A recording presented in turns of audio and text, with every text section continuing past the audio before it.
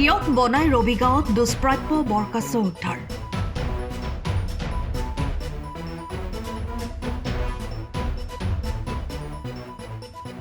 টিয়কৰ বনাই ৰবিগাঁৱৰ আদৰ্শ কৃষক কমলা গগৈৰ বাৰীৰ পুখুৰী পাৰত এটি দুষ্প্ৰাপ্য বৰকাছ উদ্ধাৰ হয়।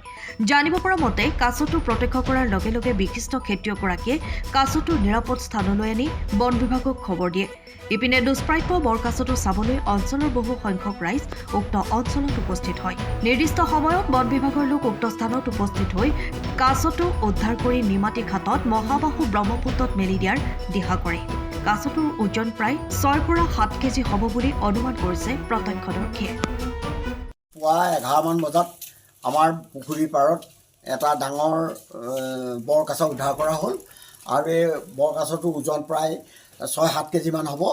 ইতিমধ্যে আমি বিভাগীয় কৰ্তৃপক্ষক জনালোঁ আৰু DC অফিচতো জনালোঁ আৰু DFOক জনালোঁ আৰু তেওঁলোকে লগে লগে আহি 5-6জনীয়া গোট এটা আহি তেওঁলোকে এইটো গাড়ীত লৈ গৈ ব্ৰহ্মপুত্ৰৰ নিমাতী ঘাটত মেলিবৰ কাৰণে লৈ গৈছে। আমাৰ কাৰণে সৌভাগ্য যে এইটো কোনো দুষ্কৃতিকাৰীয়ে মানে নষ্ট কৰিব নোৱাৰিলে বা দুষ্কৃতিকাৰীয়ে নি কাৰোবাক বিক্ৰী কৰিব নোৱাৰিলে। গতিকে আমি আজি বৰ সৌভাগ্যৱান বুলি ভাবিছোঁ, যিহেতুকে আমাৰ নতুন প্ৰজন্মৰ ল'ৰা ছোৱালীবিলাকে বিশেষকৈ অসমৰ গাঁও অঞ্চলৰ ল'ৰা ছোৱালীবিলাকে মানে প্ৰত্যক্ষভাৱে তেওঁলোকে দেখা নাই। কেতিয়াবা কিতাপতহে দেখিছে বা কেতিয়াবা টিভিতে দেখিছে, কিন্তু আজি গোটেই গাঁৱৰ ল'ৰা ছোৱালীয়ে বা বুঢ়াৰ পৰা ডাঙৰলৈকে সকলোৱে প্ৰত্যক্ষ কৰিছে যে বৰকাছ কি কিমান ডাঙৰ হয়। গতিকে আমি এইটো সুকলমে আজি উদ্ধাৰ কৰি এইটো তেওঁলোকক গতাই দিছোঁ।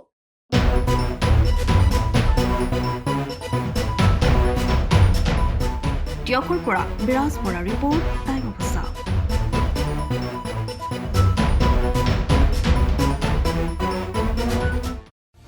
সময়ৰ খবৰ সময়ত পাবলৈ ফলো কৰক টাইম অফ চাউথ।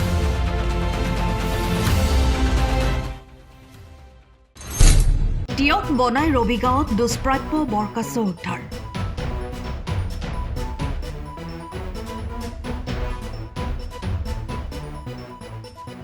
টিয়কৰ বনাই ৰবিগাঁৱৰ আদৰ্শ কৃষক কমলা গগৈৰ বাৰীৰ পুখুৰী পাৰত এটি দুষ্প্ৰাপ্য বৰকাছ উদ্ধাৰ হয়।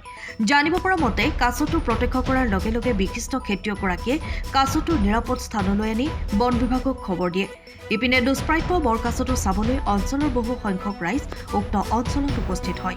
নিৰ্দিষ্ট সময়ত বন বিভাগৰ লোক উক্ত স্থানত উপস্থিত হৈ কাছটো উদ্ধাৰ কৰি নিমাতী ঘাটত মহাবাহু ব্ৰহ্মপুত্ৰত মেলি দিয়াৰ দিহা কৰে। কাছটোৰ ওজন প্ৰায় 6 পৰা 7 কেজি হ'ব বুলি অনুমান কৰিছে প্ৰত্যক্ষদৰ্শীয়ে।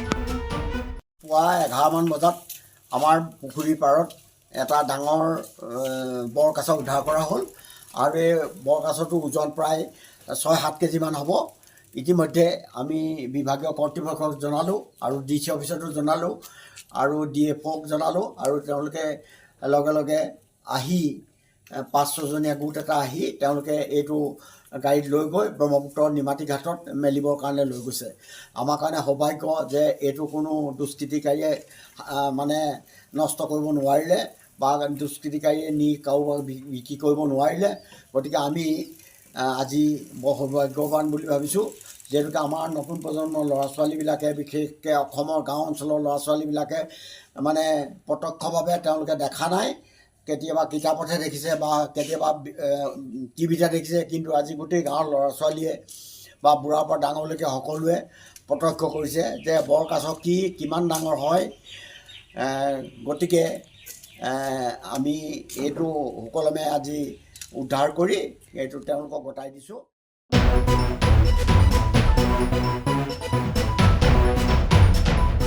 টিয়কৰ পৰা বিৰাজ Bora report, time of south.